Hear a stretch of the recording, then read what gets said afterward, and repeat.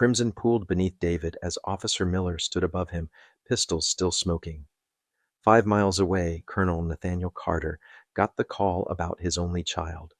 The seasoned Navy SEAL officer closed his eyes, lifted his secure phone, and set in motion the contingency strategy he had quietly built years earlier. Before we unravel this shocking tale of corruption and accountability, drop a comment telling us where you're watching from. Hit subscribe and stand with this community dedicated to truth. You're about to witness how one grieving father weaponized his training to dismantle a corrupt system from within. David Carter had lived cautiously. Raised as the son of Colonel Nathaniel Carter, a decorated SEAL with 3 decades of combat service, David endured countless lessons about surviving as a black man in America. On a humid Thursday evening, the 21-year-old pre-med junior at Georgetown University drove through the affluent Willow Creek district to pick up his girlfriend Serena. His vehicle, a sleek car gifted by his parents for graduating high school, instantly caught the eye of Officer Gregory Miller, a 44-year-old patrolman circling the neighborhood. Known for his hostility and habit of escalating encounters in so-called high-risk areas, Miller immediately profiled David as suspicious and followed him, searching for a flimsy reason to stop him. The truth was damning. Miller had accumulated a thick file of citizen complaints in his 17-year career, nearly all alleging racial targeting or excessive force. Each case had been buried by supervisors or dismissed during quiet reviews. Now he stalked David's vehicle for blocks until a delayed signal turn provided his manufactured excuse for a stop. As red and blue lights flashed behind him, David pulled over carefully, aligning his car perfectly against the curb along Birchwood Lane, a manicured avenue of stately homes. He remembered everything his father drilled into him. Hands visible, move deliberately, announce every action, be courteous yet firm, and always understand his rights. It was a script for survival. Miller approached with his hand already on his weapon, an aggressive posture he never took with white motorists. His brows lifted slightly at seeing a sharp, well-dressed black man inside such a polished car. David sat calmly, hands steady on the steering wheel, and addressed the officer with respect, careful to betray no agitation or fear. The officer demanded license and registration without ever explaining the alleged infraction. "Do you know why I stopped you?" he asked, his tone sharp as if baiting for a mistake. "No, sir," David answered steadily. "I wasn't aware of any traffic violation." The politeness felt like defiance to Miller, who perceived deference as insolence. Miller's irritation deepened. The notion that this kid, though legally an adult, would question his authority lit a fire of anger. "You were driving suspiciously," Miller snapped, tossing out a vague charge. Then, in a voice thick with bias, he added, "You don't belong around here." The implication struck familiar. Black men don't belong in privilege.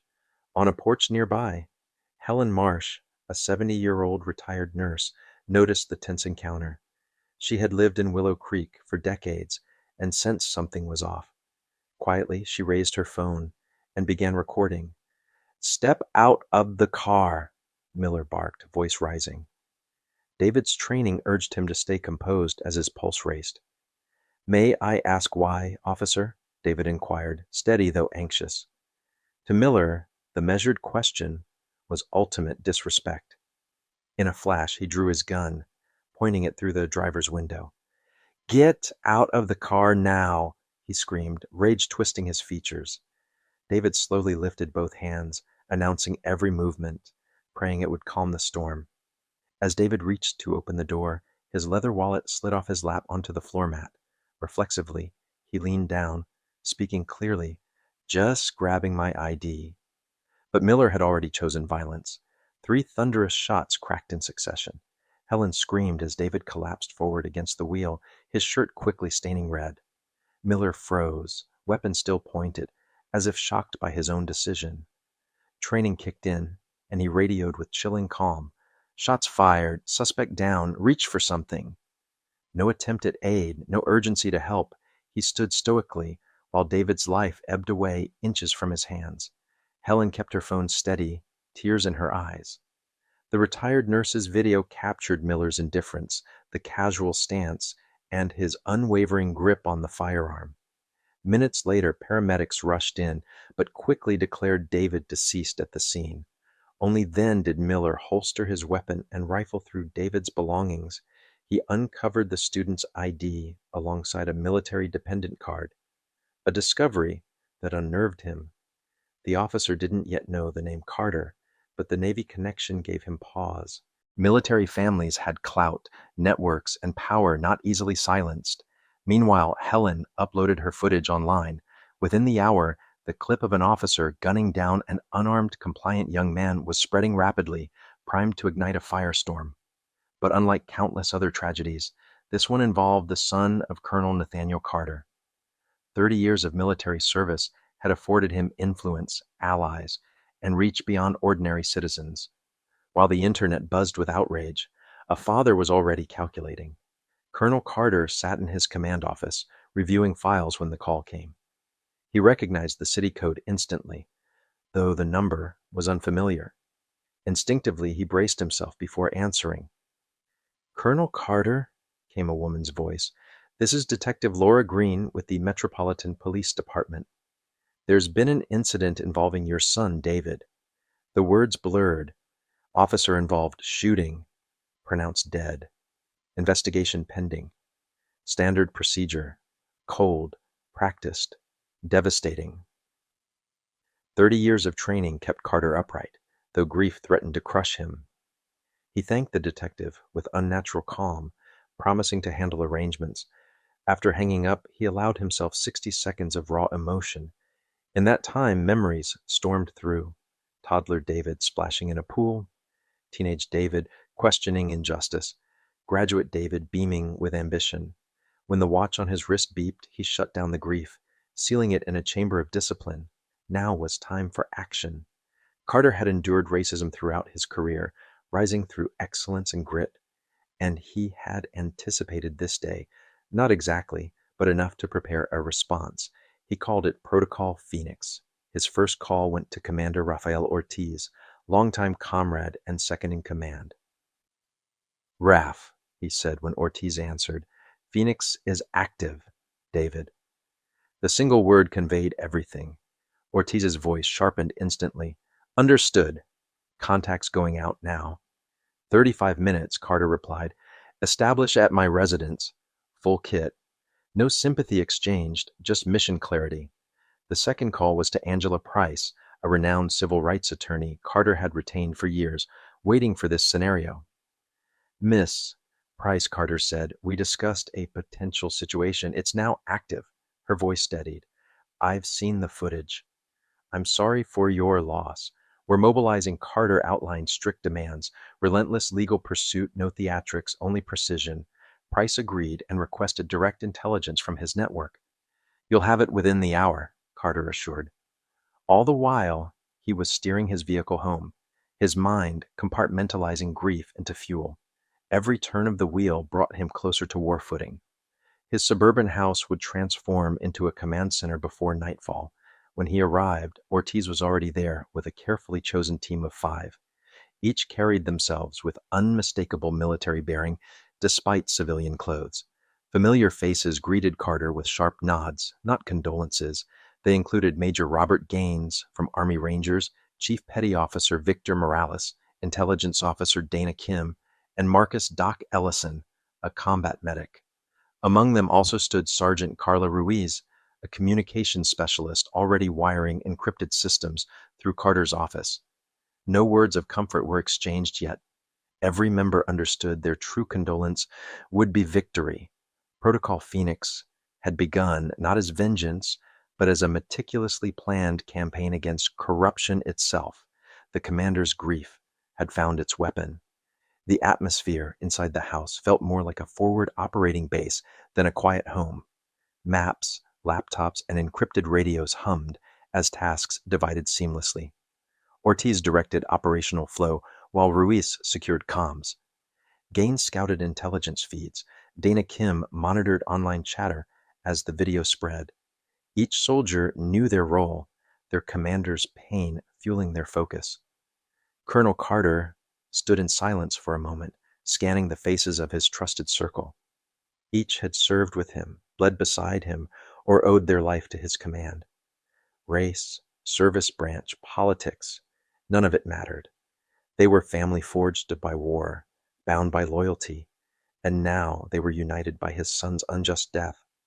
Outside, neighbors whispered as strange vehicles appeared, unaware of the storm brewing inside. Within those walls, grief hardened into strategy. Colonel Carter issued assignments with clinical precision, his voice unwavering. This wasn't just about David anymore. It was about dismantling a culture that had allowed Miller's bullet to fire unchecked.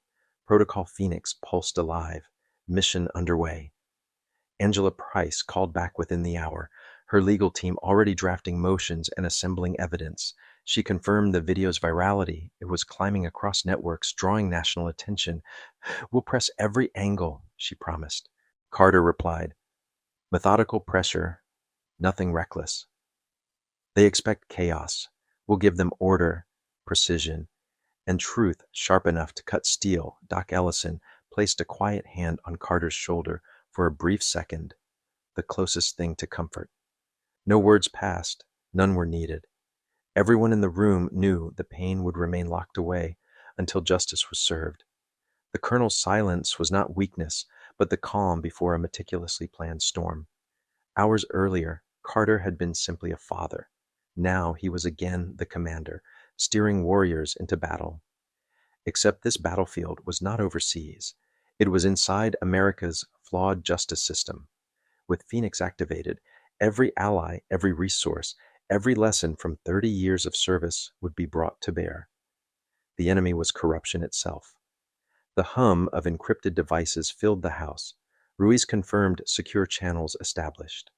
Ortiz updated the team, first wave of contacts responding. Gaines had already identified pressure points inside the police department. Dana Kim tracked trending narratives online. Carter absorbed it all, grief buried deep. For now, mission eclipsed mourning. For now, action was survival. By then, the transformation was complete. A quiet suburban home had become command central. Humming with disciplined urgency, the colonel's allies stood ready, professionals tempered by fire and loyalty. No condolences yet. They all knew the mission was condolence enough. Protocol Phoenix was fully alive, its heart fueled by loss, its soul committed to justice. Nathaniel ushered his people into the dining room, the table cleared of everything except maps and laptops. His voice was even as he began. "Thank you all for coming so fast. My son David was gunned down today by a police officer at a so-called routine stop. There is footage proving the act was unjustified.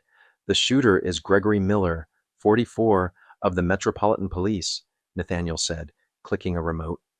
Miller's personnel file and photo appeared projected on the wall. "Our mission, total justice pursued by legal, media, and intelligence channels. This is not revenge. This is not violence. We'll expose a man and the broken system shielding him." "Are we clear?" he asked. Heads nodded in silence. Nathaniel continued assigning tasks. Ortiz would coordinate field operators and oversee surveillance. Major Kim would direct intelligence, digging into Miller's record and systemic misconduct.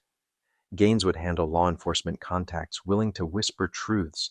Dr. Ellison would scrutinize medical evidence. Ruiz would maintain encrypted comms and monitor public sentiment online. As he spoke, Nathaniel's phone vibrated endlessly with messages from allies, condolences, offers of resources, and willingness to act. Within mere hours of receiving the worst call of his life, the colonel had mobilized more than 20 veterans and active operatives. Some converged directly on his home. Others moved into positions near Miller's precinct and residence. These were not reckless vigilantes chasing revenge. They were disciplined operators, masters of reconnaissance, counterintelligence, and information warfare. Their arsenal was not rifles, but data, truth, and strategy. By the time dusk settled, Protocol Phoenix was running at full tempo. Miller's neighborhood had new tenants, cars with vantage points and electronic eyes studying his every motion. Miller himself remained oblivious. He could not have fathomed that he had become the subject of the most intricate, high-level operation ever directed at one local cop. Soon he would learn what it meant to kill the wrong young black man. For now, though, he strode into his precinct, nerves still buzzing from the gunfire. Adrenaline raced as he entered the bustling station. Yet Miller noticed something peculiar. His colleagues avoided his gaze. Captain Frank Reynolds, his supervisor and longtime drinking companion, quickly pulled him aside. "Greg, we need to get in front of this," Reynolds said, his heavy face uncharacteristically grave. Miller bristled. "Cap, I know what I'm doing." "Then tell me everything," Reynolds ordered. Miller leaned back defensive. The kid was suspicious in a car too flashy for the neighborhood. "I approached," he mouthed off, then reached for something. "I followed procedure," Reynolds frowned. "There's video, Greg." A neighbor was filming. Already online, cold dread churned in Miller's gut. "What does it show?" "Haven't seen it yet," Reynolds admitted, "but word is, it looks bad." "Doesn't matter. We'll handle it." He mentioned calling Gregory Simmons, the union's go-to attorney. Miller exhaled relief. Simmons had buried countless cases against cops. The captain laid out the script. Administrative leave, internal affairs, the same rehearsed cycle. Stick to feared for my life.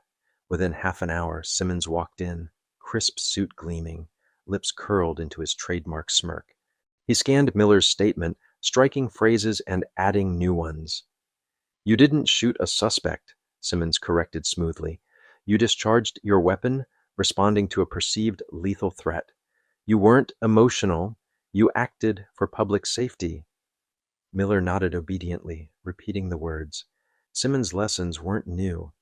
Miller had survived this process twice before, both times involving black civilians who dared complain about his force. Those files had disappeared into bureaucratic voids. Once the paperwork was sanitized, Miller was sent home, told to stay quiet, avoid cameras, and trust the union machine. He walked out with rehearsed calm. The ride back to Ridgewood Estates felt like a return to safety. His middle-class enclave welcomed him with manicured lawns and tidy driveways. Tension drained as he reminded himself. The system had always protected him. Sure, the video nagged at the edges of his mind, but Simmons would smear it, twist it, and bury the outrage. Lauren, his wife, waited at the door, scrub top still on from her shift at the dental office, her hair tied carelessly back. "Is it true?" she demanded as he set his keys down. "Facebook says you shot a college kid." Miller sighed heavily. "It's being handled. He was acting shady, driving a car worth more than our house." Lauren's eyes narrowed. "They're saying he was unarmed, that he was just reaching for his ID. The video looks terrible, Greg." Miller's face darkened. "Since when do you believe that garbage online over me? You know how these people act. Mouthy, entitled, always trouble." His voice rose sharply until their daughter, Emma, 16, stepped nervously into the hall. "Dad, what's going on?" "What video?" she asked, eyes wide. Miller softened his tone instantly. "Nothing, sweetheart. Just noise about work. Go finish your homework." Reluctantly, Emma retreated. Miller poured himself a tall glass of bourbon and dropped onto the couch. Lauren sat stiff across from him. "This isn't going to vanish this time, is it?" she whispered. He swallowed hard liquor, shaking his head. "It always does. The department knows how to shield its own. Media will move on." His phone buzzed endlessly with texts from colleagues, some offering solidarity, others nervously forwarding links to the viral video. When he finally opened it, his pulse stuttered. The footage showed everything: hands visible, wallet falling. No threat. Worst of all, it captured his indifference, standing coldly as David bled out. No aid given, just a drawn gun and dead eyes. Comments beneath the post screamed for arrest. His phone vibrated with outrage until he turned it off completely. That night, as Lauren twisted restlessly beside him, Miller stared at the ceiling, his father's voice echoing. These people need to know their place. His father's bitterness, lost factory job, Resentment twisted into racism had imprinted on him as a child. Those teachings had metastasized into his career. The broken arm of a black teen planted evidence on a black shop owner, both buried with hush money and sealed court files. Patterns repeated, cloaked in power. Near midnight, headlights swept across his walls. Another car, then another. Outside, unfamiliar vehicles lingered on his street. A man walking his dog stared too long at the house. Miller's instincts screamed danger. Something was different this time. He didn't know it yet, but the hunters had already surrounded him, and their weapons weren't guns. They were truth. Do you stand with officers like Miller who abuse their badge, or do you demand accountability? Comment justice if you believe police must face the same laws as everyone else. Like this video if you support reform, and subscribe to follow this unfolding battle where one father's strategy will shake an entire system. Could a decorated Navy commander dismantle a culture designed to protect its enforcers? While Miller tossed restlessly, Colonel Carter's house had become a war room. The dining room table transformed into a tactical hub covered in laptops, cables, and maps. 27 operators were already inside, more en route, each bringing unmatched expertise and iron discipline. Master Chief Victor Morales, a towering figure with 27 years of covert operations, led the surveillance team. His crews had already moved into Miller's neighborhood, renting homes under shell companies, setting up cameras and sensors. Eyes on all approaches to the target residence, Morales reported crisply. Technical package deploying now. Subject has no ID. We're ghosts. Commander Captain Robert Gaines, broad-shouldered and sharp-eyed, coordinated with friendly insiders inside the police force. Officially, they're closing ranks, he said, scanning encrypted updates. But I've got 3 who hate Miller, willing to leak. One says his files stacked with racial complaints, all buried. Major Dana Kim, her expertise in digital warfare unmatched, was already inside restricted personnel systems. Her fingers flew across the keyboard. Confirmed. 8 excessive force complaints. Black and Hispanic civilians all suppressed. Every single one settled or dismissed.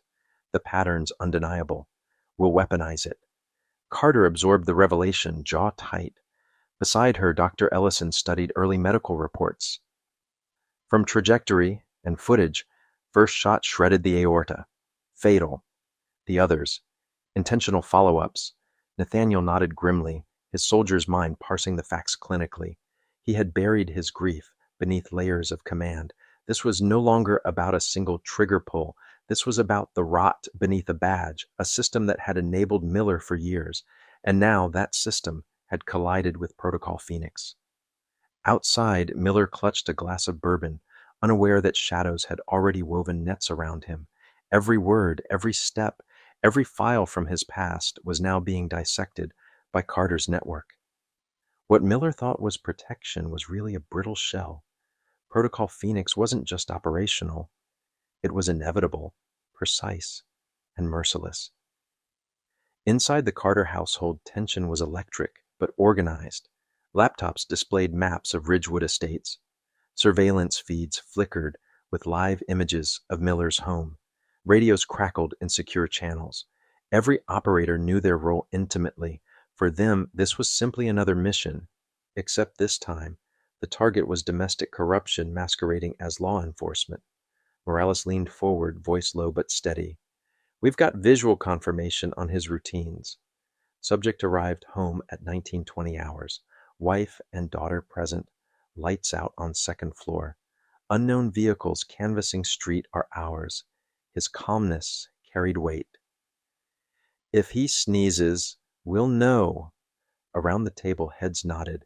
Soldiers treating a suburban home like hostile terrain. Gaines provided updates on internal leaks. At least 3 officers will testify anonymously if needed. Miller's reputation inside the force is poison, hidden only by the Union's shadow. If we pull hard enough, cracks will spread. Donna Kim intercepted chatter online. The video's trending across multiple platforms. Narrative control slipping from the department. Public rage is swelling. Doc Ellison, placed files on the table, his voice clinical. Trajectory suggests first bullet severed the aorta. Time to death, seconds. Additional shots unnecessary for neutralization. That shows deliberate intent. It's damning medically, legally. Silence filled the room as the weight of his words settled. Colonel Carter gave a sharp nod. We'll use every detail. The operators knew the mission's essence.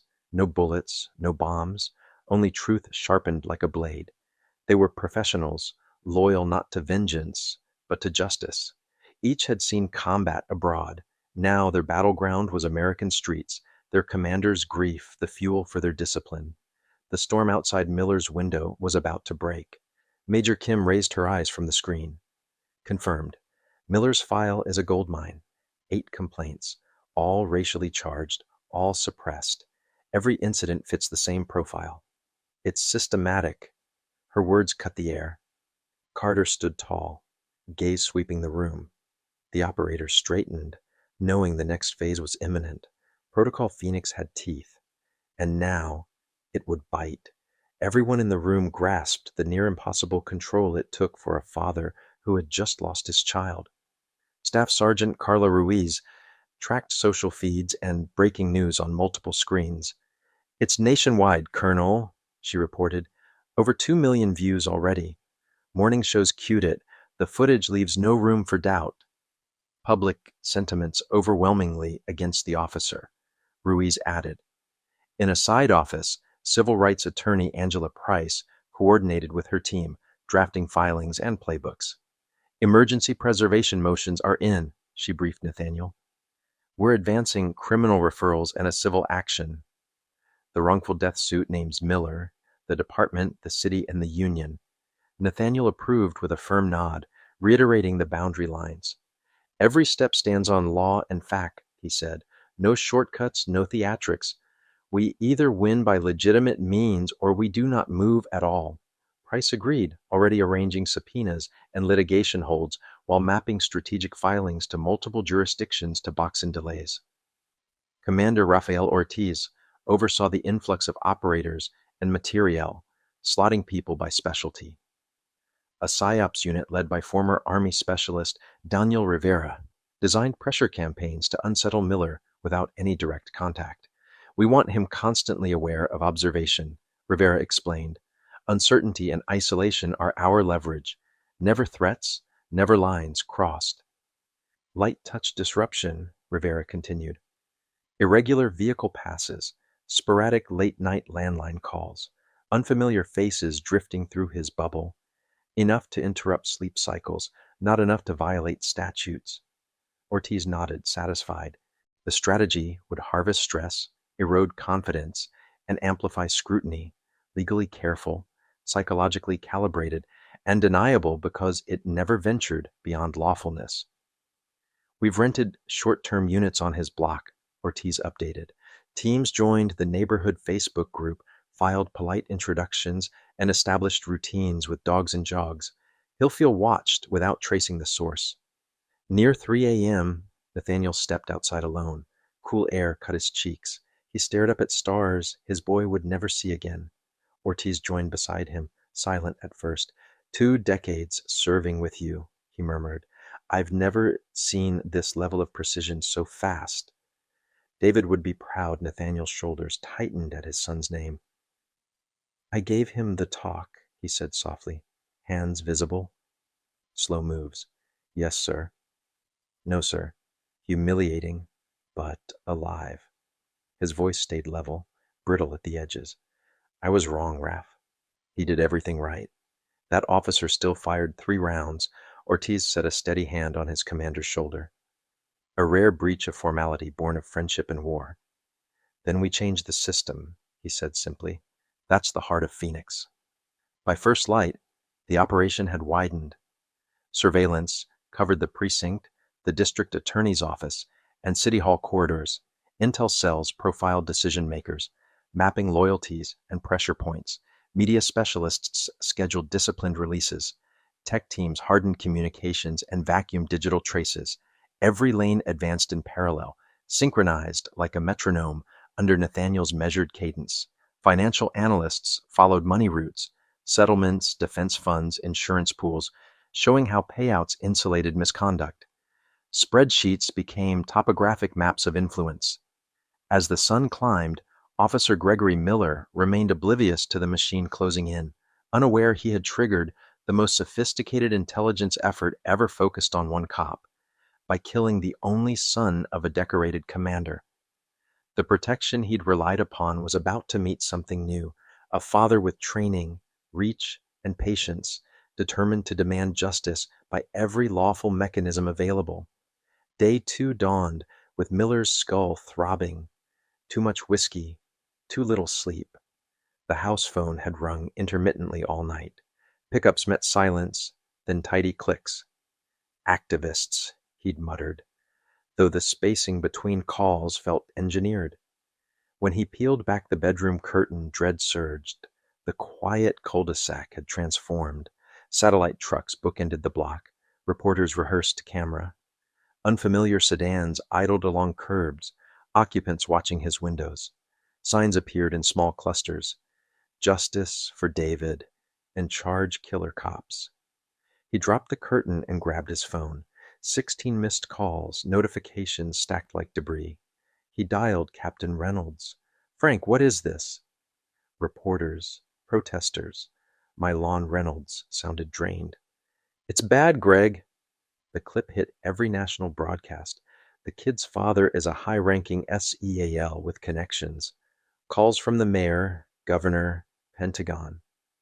Chief convened an emergency meeting, Reynolds continued. "Union's backing you, on paper. Simmons says optics are rough." Miller sputtered. "Optics?" I pursued a suspicious vehicle, and he reached. What was I supposed to do? Silence stretched. Reynolds exhaled. "The video shows him announcing he's getting his ID. Hands visible. No medical aid afterward. Doesn't read well." Greg Miller hung up and sagged onto the mattress. Lauren appeared in the doorway, half frightened, half furious. "Bella's school called. Kids said awful things about her.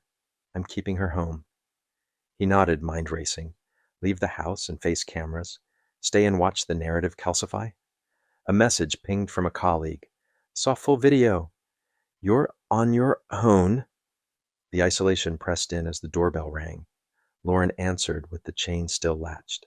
"Delivery for Officer Miller. Signature required." She brought him the envelope. Inside, civil papers. The Carter family had filed a wrongful death suit naming Miller, the department, the city, and the union. Damages sought. Millions. His hand trembled at the figure. News alerts cascaded across his screen, pairing the footage with profiles of Colonel Carter's service, David's academic record, and swelling calls for arrest. One headline froze him. Navy SEAL Colonel to address public. He flicked on the TV. There stood Nathaniel Carter in full dress uniform, metals bright under lights, grief honed into steel.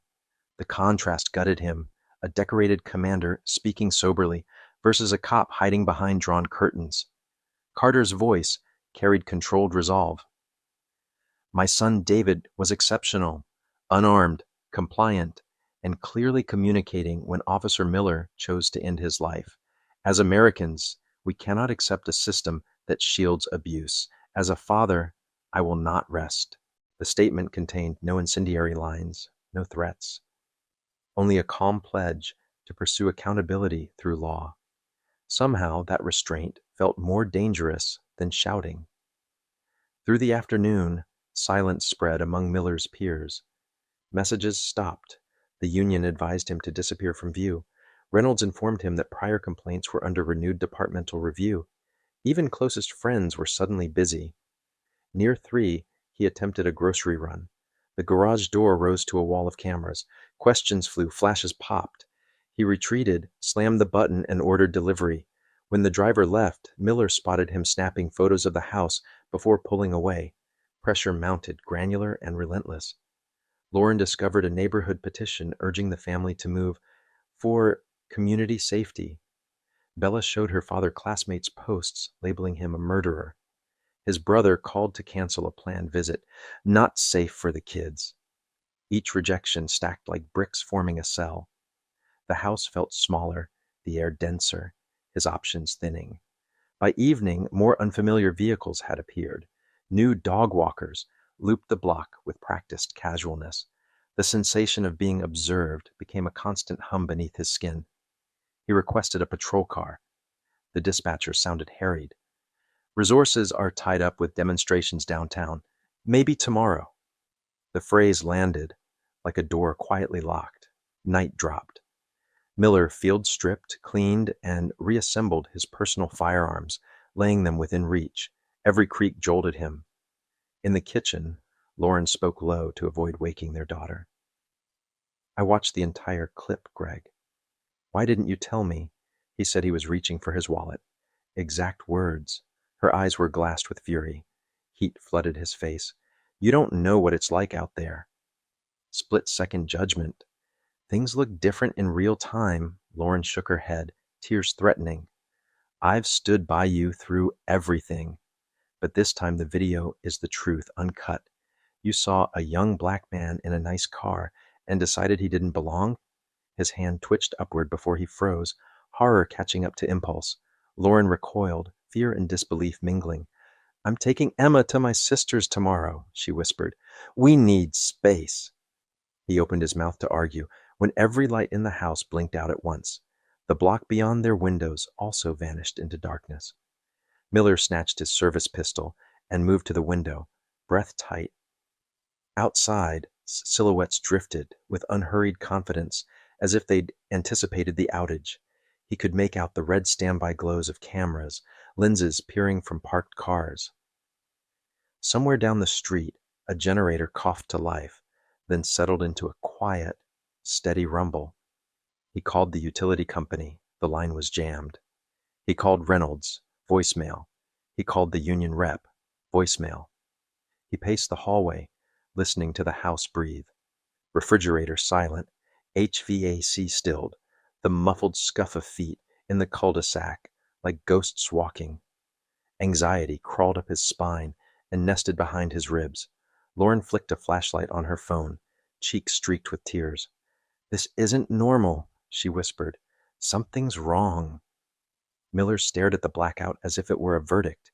He imagined headlines looping, lawyers sharpening filings, a commander speaking softly while building a siege. He'd believed the system was armor. It now felt like glass. Across town, Nathaniel's operators tracked the grid event on encrypted dashboards. No laws bent, no switches touched. The outage was municipal, routine, yet perfectly timed for psychological effect. Surveillance feeds rode battery backups. Notes flowed into Angela Price's repository.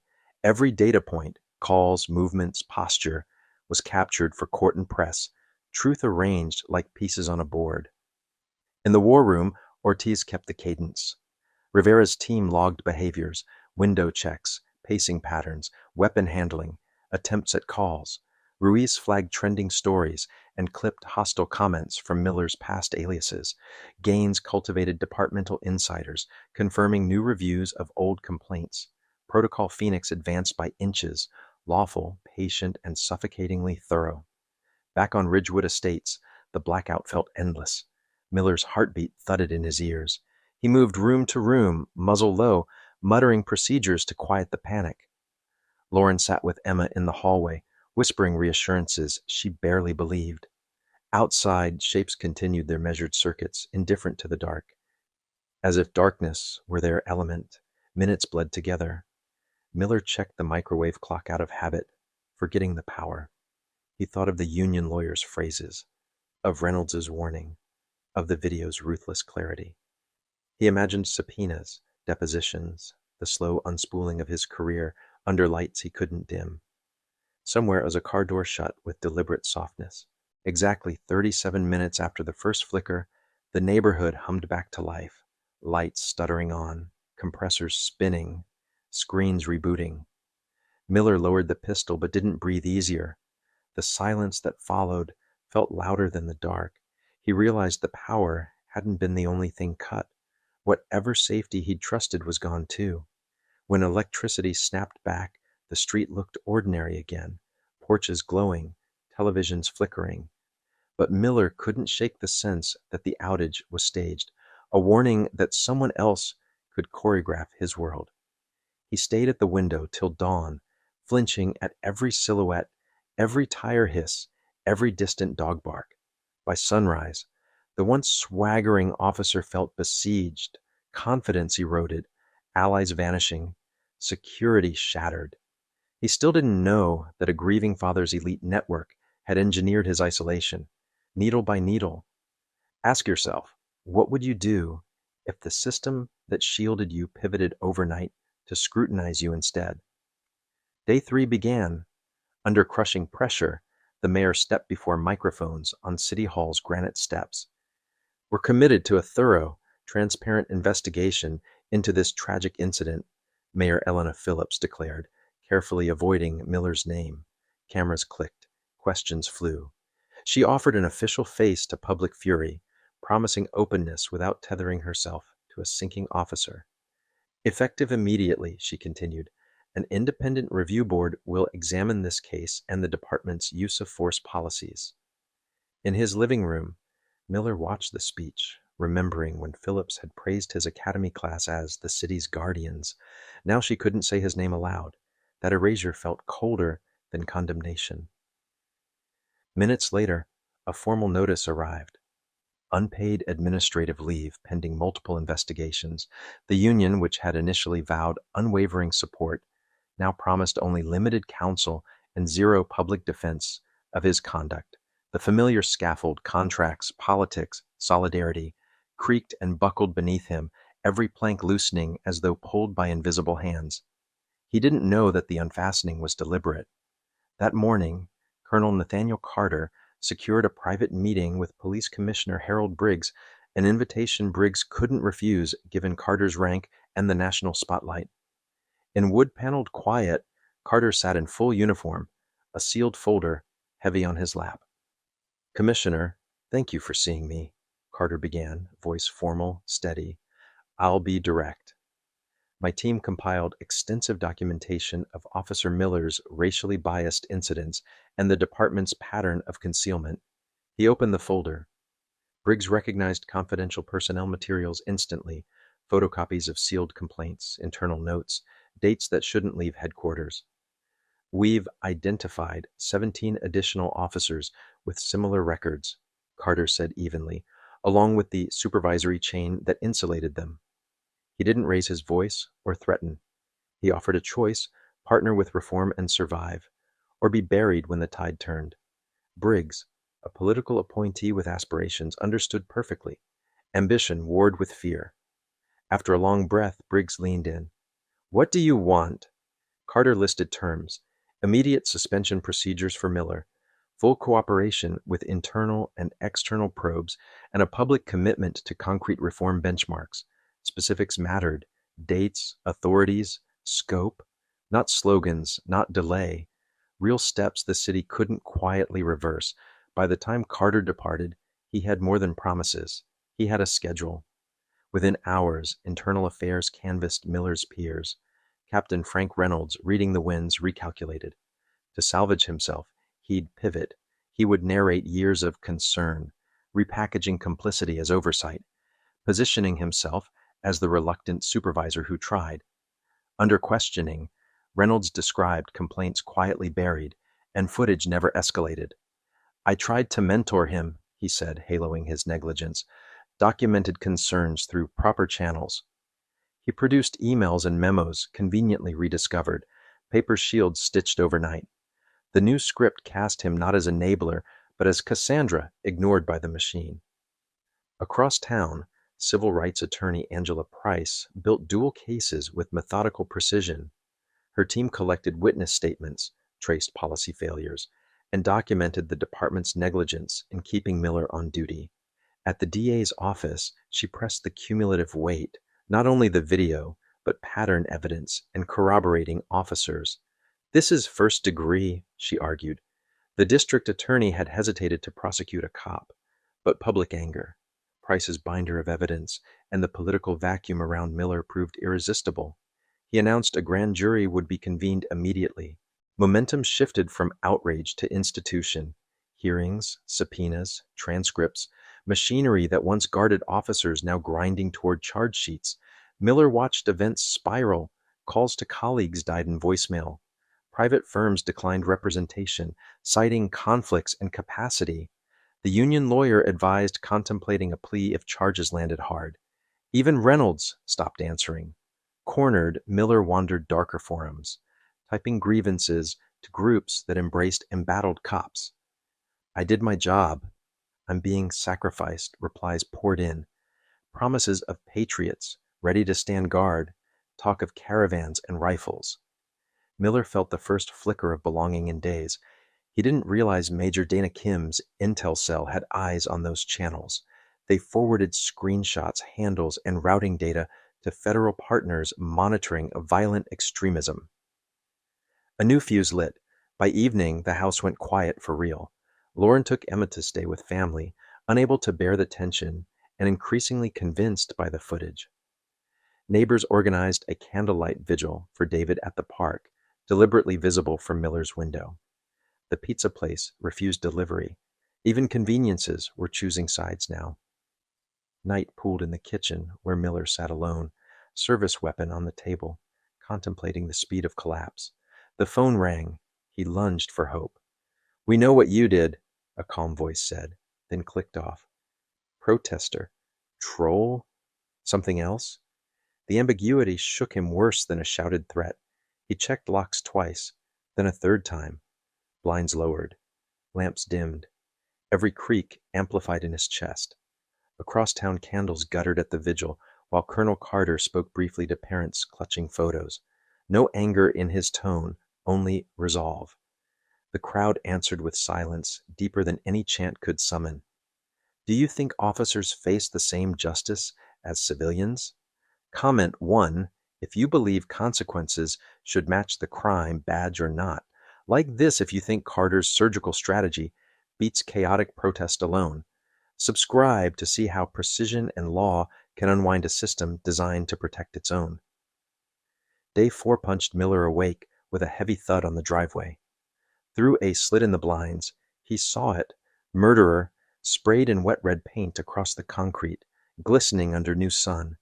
Rage surged. He lifted the phone to call police, then laughed bitterly at the absurdity of reflex.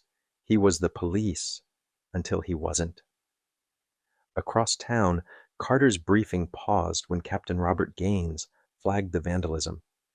"Sir, someone tagged Miller's driveway." Carter's jaw set. "Not ours," he said. "Remind everyone we operate inside the law. No damage, no threats. Find the source and sever any tie to us immediately." Miller, unaware of Carter's zero-tolerance order, treated the paint as escalation. He dragged furniture against front and back doors, stacked chairs beneath windows, and laid out firearms at choke points. He knew the preparations bordered on paranoia. Still, fear telescoped judgment until every shadow looked like intent, every whisper like footfall. The phone rang from an unknown number.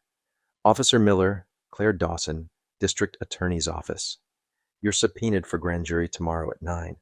Non-appearance triggers a warrant." His mouth dried. "Tomorrow? Already?" Her voice stayed cool. "Acknowledgement recorded. Courier will deliver shortly." The system he'd trusted was suddenly a precise clock, ticking toward him. He called Union Counsel, Gregory Simmons. "You said weeks," he snapped. Simmons sighed. The timeline accelerated. "The video hurts, and Captain Reynolds is cooperating." The word landed like a strike. "Cooperating how?" Miller demanded. Pause. "Providing documents about prior incidents and his attempts to correct your conduct.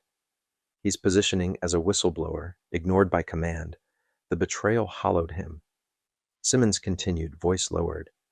"Listen, with the evidence stack, video, history, internal testimony, you should seriously consider a plea." Miller ended the call, mind whirring. The structure wasn't merely collapsing, it was reassembling itself to crush him. He'd been a protected cog. Now he was the offering. The doorbell chimed. Through the peephole. Courier, envelope in hand. He cracked the door, snatched the packet, relocked everything. The subpoena confirmed 9 a.m. Courtroom details, admonitions in legalese. Panic tightened his chest. Strategy? None. Allies? Evaporated.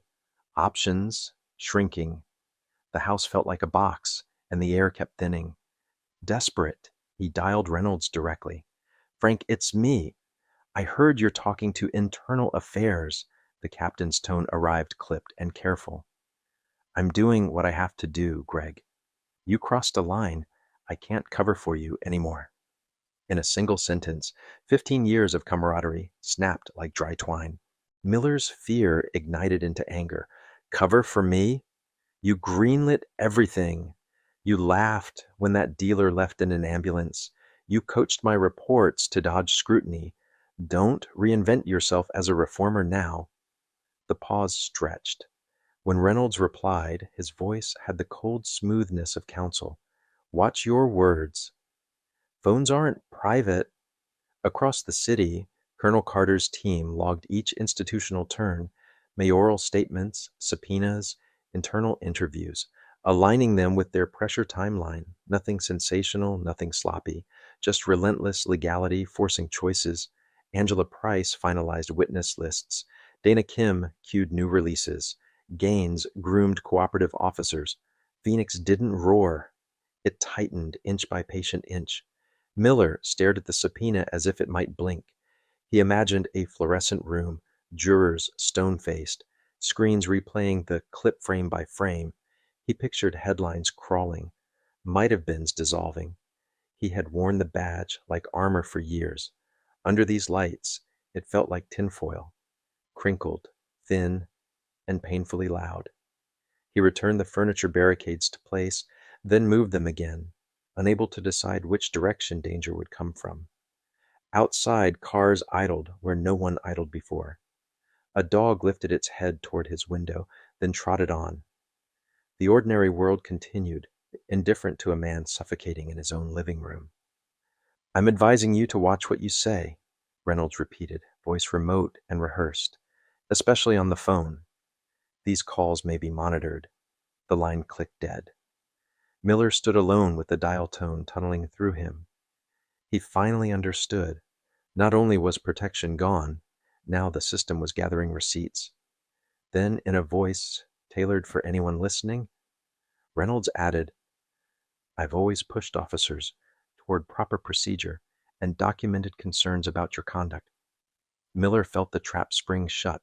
Reynolds was building a record in real time, shaping a narrative that salvaged himself while painting Miller as reckless, undisciplined, and beyond coaching. Fury detonated. Miller launched into a drunken torrent. Threats, accusations, half-remembered justifications, each sentence more damaging than the last. Reynolds let him rant, saying nothing, letting the phone capture it all. When Miller finally winded down, the captain's reply was clipped. "This conversation is over. Obey the subpoena. Get competent counsel." Click. Silence. The line died, leaving Miller heaving in a fortress of stacked furniture and loaded guns. A news alert flashed. Grand jury convened in killing of Navy SEAL's son. Side by side, photos filled the screen. David in his cap and gown, smile wide. Miller in a rigid uniform portrait. The contrast crushed whatever defense remained. As day bled into evening, he drank hard, beer to whiskey, resentment to rage. He logged onto extremist forums that fed his grievance, where anonymous avatars promised protection and vengeance. They framed him as a martyr to political correctness, a fallen soldier abandoned by weak leadership, and vowed to mobilize in his name. Stumbling deeper, Miller posted his address and urged armed allies to hold the line. "They're sacrificing me to appease elites," he typed. "I did my job. Time to show them we won't be thrown away." The replies multiplied: caravans, radios, rifles. In his buzzed brain, the chorus sounded like certainty. He didn't know Major Dana Kim's intel cadre had eyes on the thread, capturing screenshots, routing data, and handles. "Commander," Dana messaged, "Miller's inviting armed civilians to his location. He's severely impaired and escalating online." Colonel Carter's answer landed instantly. contain without contact, shield civilians, and escalate to local command before anything combustible sparked. Dispatchers flagged the threat. Squad cars formed rolling checkpoints, questioning arrivals, turning most away. Still, a handful slipped through. Open carry enthusiasts posting up behind trucks, radios hissing, sidearms visible. Inside, Miller kept posting, darker and louder. If they come for me, I won't go alone. Algorithms flagged it, sirens in code. The warnings elevated the response. By midnight, the quiet legal siege had mutated into a standoff. SWAT ringed the perimeter. Negotiators staged a mobile command. Nearby homes got evacuation knocks. The neighborhood became a chessboard. Armed supporters in the inner ring, police beyond, and at the volatile center, a drunk man with guns and grievances. Miller barricaded himself and paced, weapon in hand. Outside, a few loyalists lingered, whispering tactics into radios, glancing at the sky for helicopters. The system that once shielded him had flipped, its spotlight turning him into the target. His brittle identity splintered under the weight of that reversal. Cop to quarry. Floodlights bloomed across the facade. Rotor wash pulsed overhead. Miller gripped his service pistol and waited, too wired to think, too intoxicated to plan. Fear braided with anger, until both felt the same. Dawn would come, and with it, the reckoning he'd spent a career believing would never touch him. Day 5 arrived wrapped in sirens. Streets locked behind barricades, armored vehicles crouched like steel bulls at intersections. Negotiators raised a tented post 2 blocks out. News choppers choreographed above, feeding a country hungry for spectacle. Inside, Miller finally crashed at 4 a.m., only to bolt awake 2 hours later to amplified orders. "Gregory Miller, this is Captain Gerald Mercer. Special response," the bullhorn boomed. "You are surrounded. A grand jury has indicted you for first-degree murder. We have a warrant. Exit unarmed, hands visible." Miller staggered to the blinds, skull pounding. Only 2 supporters remained, hugging engine blocks. The rest had melted under floodlights and fear.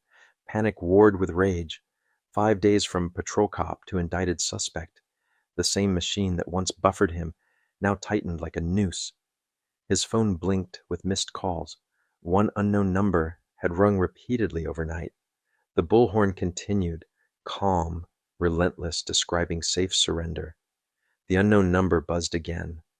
He answered. "Mr. Miller," a steady voice said. Colonel Nathaniel Carter Miller nearly dropped the phone.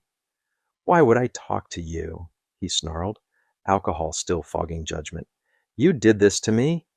Carter's tone didn't waver. "I'm David's father.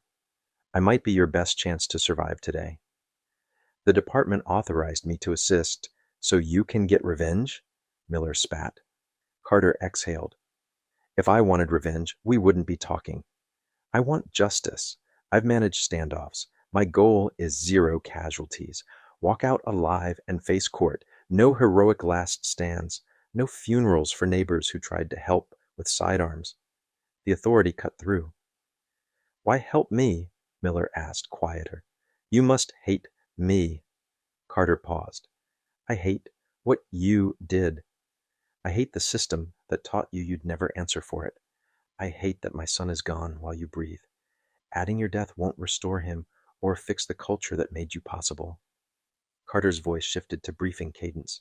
"Your supporters are pinging more armed groups. If they breach this perimeter, you'll be at the epicenter of crossfire. We're running out of time." Miller checked another window. Police lines thicker now. Armored units repositioning. His defiance stuttered as the tactical picture sharpened to inevitability. "My options?" he asked. "Indictment's first degree. Life or worse. I'm a headline, not a human." Carter stayed even. "You're not wrong. This case is bigger than you, but forcing an entry or stepping out, firing guarantees one outcome. Your death won't help your wife or child. It will only scar them. Permanently, my family," Miller whispered. "Have you spoken to them?" "I have," Carter said. "They're safe with relatives, watching this live, terrified you'll die today." "Is that what you want? Your daughter's last memory to be a feed of you bleeding on the lawn? A long silence. The question landed like a hammer. The last 5 days flooded him. Video frames, headlines, whispers from teammates gone silent. Beneath the alcohol and spite, something finally cracked. What happens if I give up? Carter outlined the steps. Unload, secure the weapons, follow instructions, walk out empty-handed. He pledged to monitor custody, to prevent retaliatory accidents by officers or inmates. Miller's phone vibrated, supporters urging him to stand firm, raving about government plots. Carter sensed hesitation tightening again. Those men don't care about you, he said. They care about their narrative. They'll let you die to feed it. Ask yourself if you're willing to die for people who only want your spectacle. As if on cue, one agitated supporter popped a warning shot skyward. Police reacted immediately, returning controlled fire, pushing the line, forcing armed civilians to scatter. Miller dove as glass tinked somewhere down the hall. Carter didn't raise his voice. Stay off the windows, Greg. Make a decision now. This is spiraling. The commander's crisis tone was steady, practiced, bridges in a storm. I have your wife and daughter on another line, he added. If you permit, I'll patch them through. Miller swallowed, nodded into the phone. A click, then Lauren's trembling voice. Rick, please. Please stop this. Come out. Don't make them hurt you. Then Emma's voice, small, raw. Daddy, I'm scared. Please don't get hurt. Please come home someday. The words slipped past anger and pride, cutting to the part of him that remembered soccer Saturdays and birthday candles. For the first time, he saw the scene through his daughter's eyes, and it was unbearable. Okay, he said, barely audible. I'll surrender. Carter moved like a conductor, alerting tactical command, confirming protocols, insisting on no extra force. He walked Miller through it, clear chambers, magazines out, safeties on, weapons in the bathtub, hands washed, pockets emptied. No surprises, no sudden moves, no chance for adrenaline to misread. Miller thumbed messages to the stragglers outside. Stand down. Leave now. Only one complied. The others melted into hedges and angles, stubborn fantasies still buzzing in their radios. Carter kept the rhythm steady, breathing, steps, timing, aligned with negotiators. Every instruction had a purpose: protect lives, preserve evidence, end the scene cleanly. He stood in a plain t-shirt and jeans, nothing bulky to suggest a hidden weapon. The door creaked. Floodlights seared his skin. He stepped onto the porch with hands high, fingers spread. Somewhere beyond the glare, red dots dipped and disappeared. A voice guided him. Forward, stop, turn, kneel. Procedural choreography. Behind the cordon, cameras drank the moment. In the command tent, checklists ticked. Arrest team ready, medics staged, transport prepped. In a quiet corner, Angela Price logged timestamps for chain of custody. Dana Kim captured live feeds. The operation that began in grief now reached for a careful, lawful end to its most dangerous chapter. Miller's wrists clicked into steel. He didn't resist.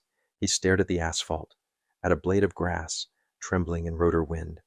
He thought of the lecture he gave rookies about control, judgment, restraint. He thought of David Carter's last words and the seconds that rewrote every story he'd told himself. They lifted him, guided him down steps he'd climbed 1,000 sober mornings as a uniformed man. Neighbors watched from porches, some crying, some stony. The cuffs were not the worst part. It was the knowledge that this finally was accountability arriving, late, imperfect but real. He had never expected it to knock.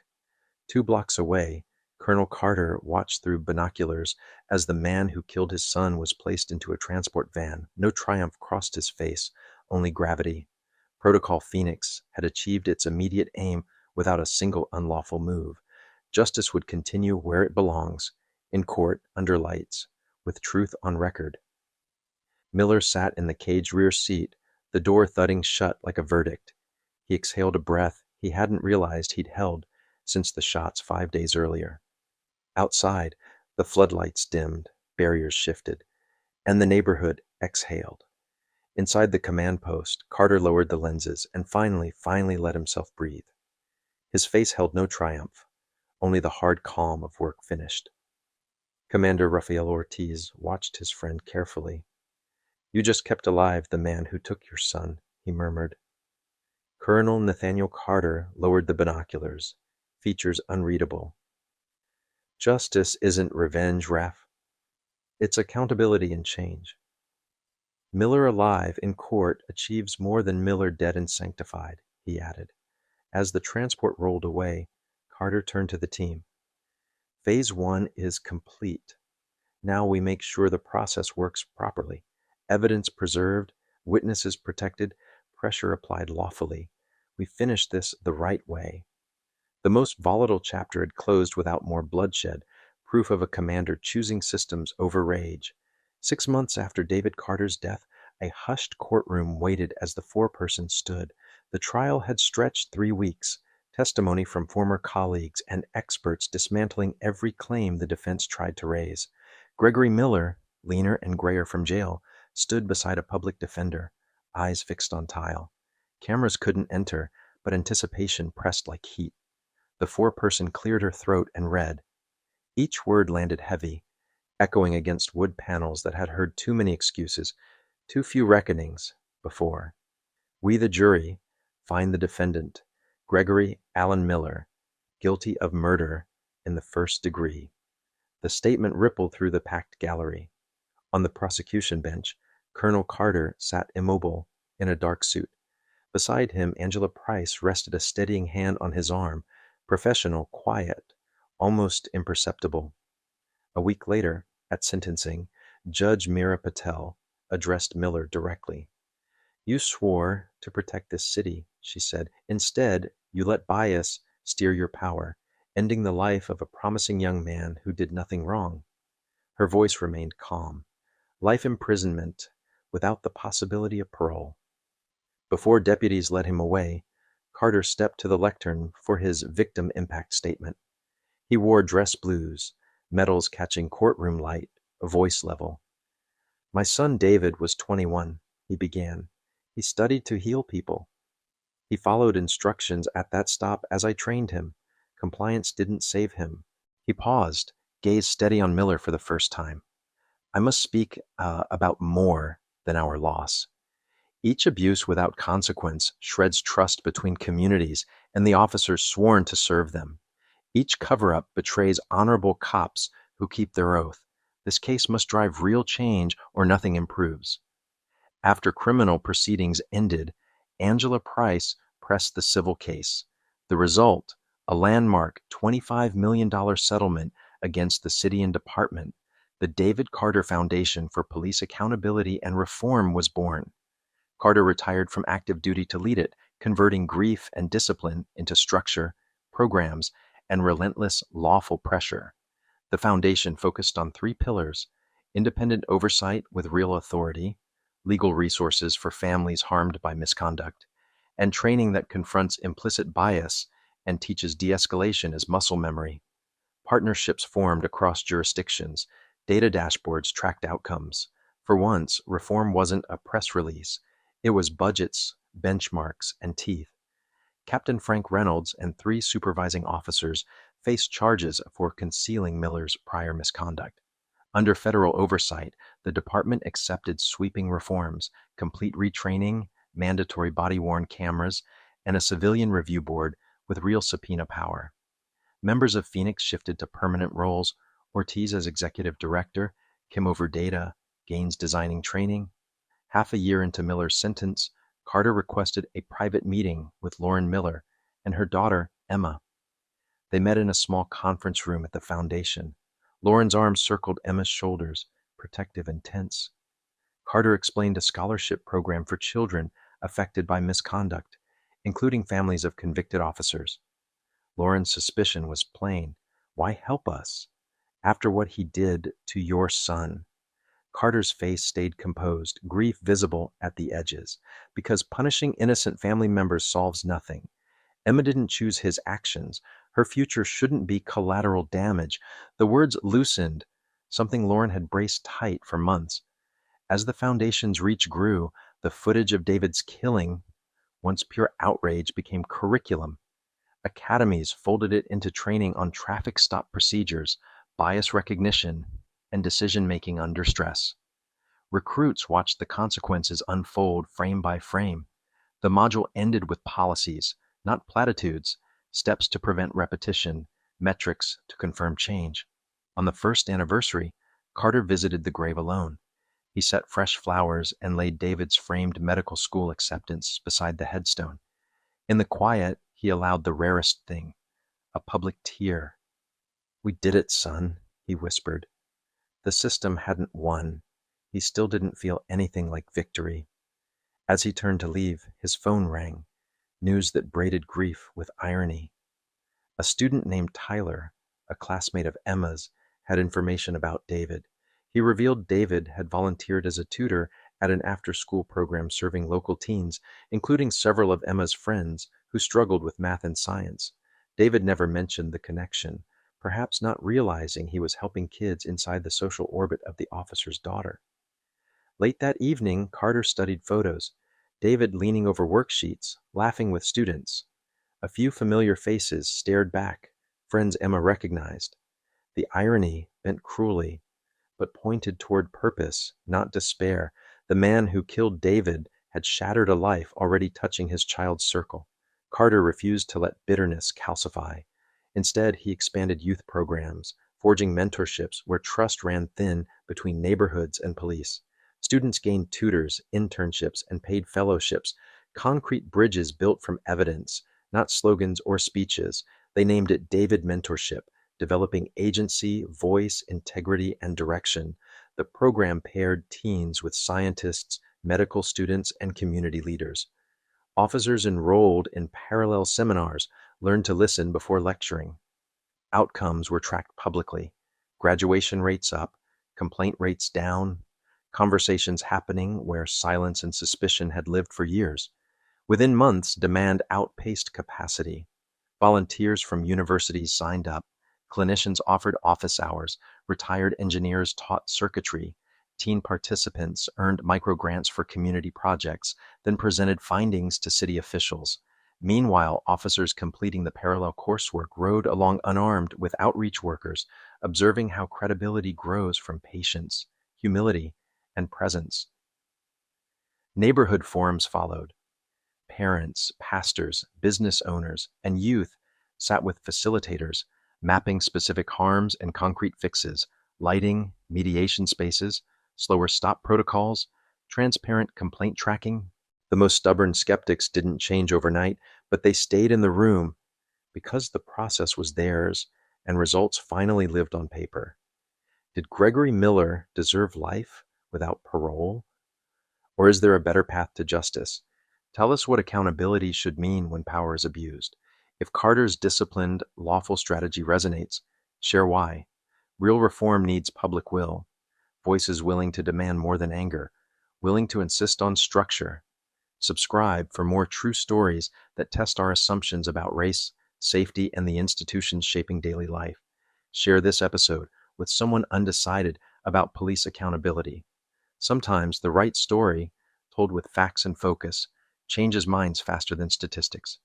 Build momentum with us, steady, lawful, relentless, until outcomes move. Thank you for walking through a painful journey with purpose. If this changed how you think about justice, tap like so others find it. We're building a library of cases where accountability came from planning, not rage.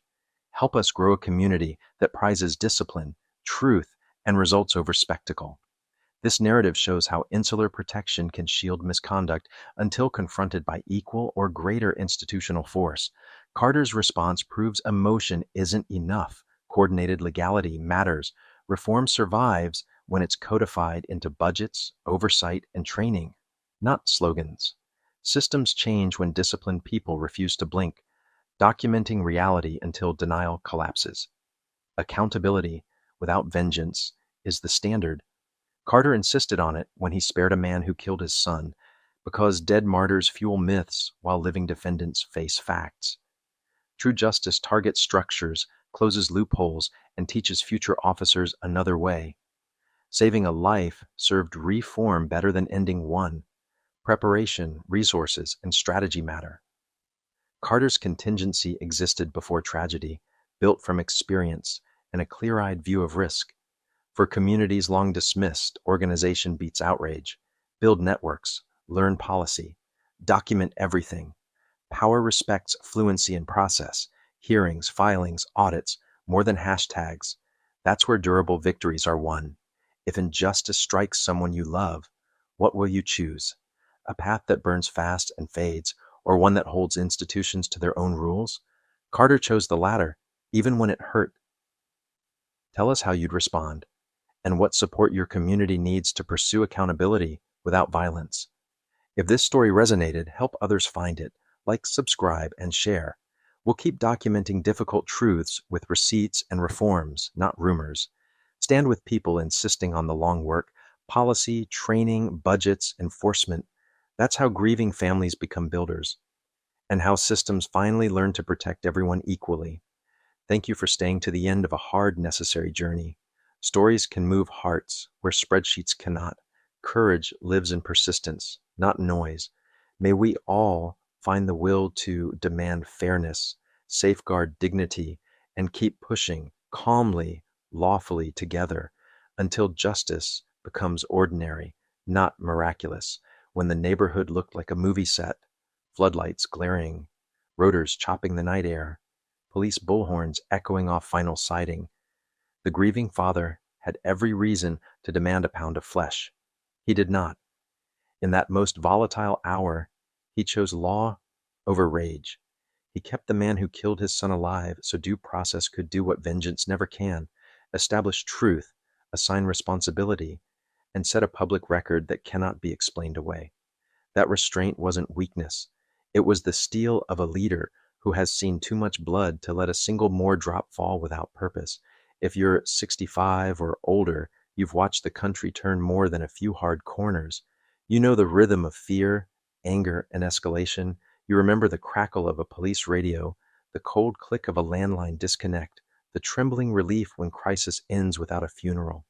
In that standoff, the father understood a simple, old-fashioned lesson our grandparents taught us: control yourself first. He refused to bargain with fury. He spoke with a calm voice trained by years of service, and he offered a path out for a man who had offered his son none. Why? Because a corpse cannot testify, a martyr can be mythologized, and a gunfire ending would have muddied the facts for decades. A living defendant, a courtroom, a jury sworn under oath, those are the tools that shift culture. The choice to save a life didn't erase the crime. It magnified the responsibility. It told the country, we mean accountability, not blood. For older Americans who've seen the cycle, outrage, headlines, then silence, the father's decision shows a deeper kind of power. He protected the community from a shootout, saved the officers on the perimeter from a nightmare they'd never forget, and preserved evidence that would stand up in court, not just online. He shepherded a volatile midnight back toward morning, step by careful step. That is how we win ground that stays won. The second lesson is less dramatic, but more decisive. Change favors the prepared. Long before the blue lights flooded that cul-de-sac, the father had built a plan. He had a trusted circle, a legal team on call, and a process for preserving evidence. He knew which phone to dial, which document to file, and which door to knock on. From the district attorney's office to the police commissioner's paneled room downtown, he had a timetable, not a temper. If you've ever managed a household budget, a church committee, or a small business, you know the truth here. Outcomes follow habits. He insisted on plain facts, recorded timelines, and clean chains of custody. He demanded that reform be more than speeches. In court, he wanted sworn testimony. In City Hall, he wanted written directives with dates, not vague promises attached to ribbon cuttings. His team traced the money that insulated misconduct: settlement pools, union funds, legal defenses, and forced those streams into sunlight. That is how systems move. You chart where the dollars go, where the signatures land, and where the loopholes live. Then you close them one by one. Older Americans also recognized the patience in this lesson. The father did not seek showdowns. He built coalitions. He cultivated insiders willing to tell the truth, officers who had seen patterns but felt outnumbered. He asked for reform with teeth, body-worn cameras, independent review boards with subpoena power, retraining with real hours and real tests, not slogans, standards, not press conferences, policies. If you've ever waited 6 months for a permit or stood in line at the DMV, you know the power of process and how important it is to master it rather than rage against it. There was theater in the story, blackouts, helicopters, headlines, but the real drama was paperwork, properly filed, and evidence preserved. A grand jury moved because a binder of facts was airtight. A trial lasted 3 weeks because experts dismantled bad explanations with clocks, angles, and medical science. Sentencing carried weight because the record was complete. When the verdict came, first-degree murder, it was not the victory of a louder voice. It was the victory of preparation, documented truth, and a father's refusal to let bureaucracy shrug and move on. For those in their late 60s and beyond, this lesson affirms something you've preached to younger generations. Write it down, keep the receipts. Know the rules better than the people who hope you don't. The father turned heartbreak into a manual. He made law the lever and patience the fulcrum. And the system, creaky and stubborn, finally leaned. The final lesson may be the hardest and the most American. After the trial and the sentence, the father created a foundation. He didn't just talk reform, he funded it. He built scholarships, legal clinics, and training modules that turned outrage into craft. Then he did something that startled everyone. He offered help to the officer's family. He refused to punish a child for her father's crime. He chose building over breaking. If you're 65 plus, you understand the cost and the reward of that decision. Maybe you remember neighbors bringing casseroles during a hard winter, or a church potluck where the widower found his smile again because someone saved him a seat. Our country has survived its hardest seasons when people who are hurt refuse to become people who hurt. The father saw a daughter who didn't choose her father's actions, and a mother trying to hold what was left of a household. He extended a hand, not to erase harm, but to protect hope. That is not softness. That is strength that outlasts the moment. His foundation took the raw video that shocked the nation and turned it into curriculum. New officers studied not only what went wrong, but how to prevent it, how to slow a stop, how to speak plainly, how to read hands before writing reports. The program measured outcomes, not clicks or likes, but fewer complaints, fewer injuries, fewer funerals. That is how we know the needle moved, not by noise, but by numbers. And then came the twist only life can write. The son who died had been tutoring kids connected to the officer's own daughter. The two worlds, the grieving family and the family that caused the grief, were already touching through algebra worksheets and after-school snacks. When that truth surfaced, the father didn't curse the sky. He expanded the mentorships. He invited teens and officers into the same rooms, not to lecture, but to listen.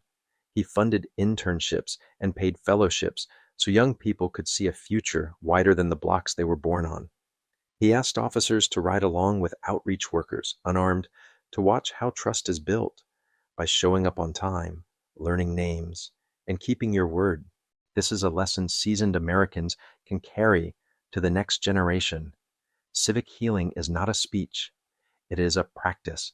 We meet in the church basement, the VFW hall, the high school cafeteria. We sit in metal chairs that wobble, pass around store-bought cookies, and talk until the heat goes out of our voices. We write down the next steps, install lighting, publish stop data, fund the youth center, train the trainers, and then we show up again next month to see if the bolts were actually tightened. The father's story reminds us that compassion and accountability are not rivals. In fact, one makes the other possible. He insisted the officer face the law, and he insisted the officer's daughter face a future that wasn't ruined by his crime. He asked for reforms with budgets, not just promises. He modeled leadership as service, not spotlight. And when the first anniversary came, He visited his son's grave with flowers and a letter of acceptance to medical school, quiet proof that love can carry purpose farther than anger ever will. For readers in their retirement years, here is the invitation this lesson gives you. Your wisdom is a public resource. You know how neighborhoods can change when a few steady people decide to stay, to coach, to mentor, to count votes at school board meetings, and count receipts at budget time. You understand that nothing real shifts until someone reliable takes attendance and minutes. You are exactly the generation that can keep reforms from fading when the headlines move on. So the three lessons are simple, and they are tough. 1. Choose justice, not vengeance, when the moment burns hottest. 2. Prepare and document. Systems bow to precision and patience. 3. Build bridges, even when bitterness begs for a wall, especially for the innocent caught in the blast zone. If we hold to those, our country will remember how to fix what it breaks, and the next father who gets a midnight call may still weep, but he may not need a plan called Phoenix to make the truth stick. If this story and its three lessons, choosing justice over vengeance, mastering the system with preparation, and building bridges where anger wants walls, spoke to you, would you add your voice? In the comments, tell us, what part moved you most, and what practical step would you take in your town, church, or neighborhood this month to turn outrage into results? If you found value here, please like the video, subscribe, and share it with someone who needs hope and a plan.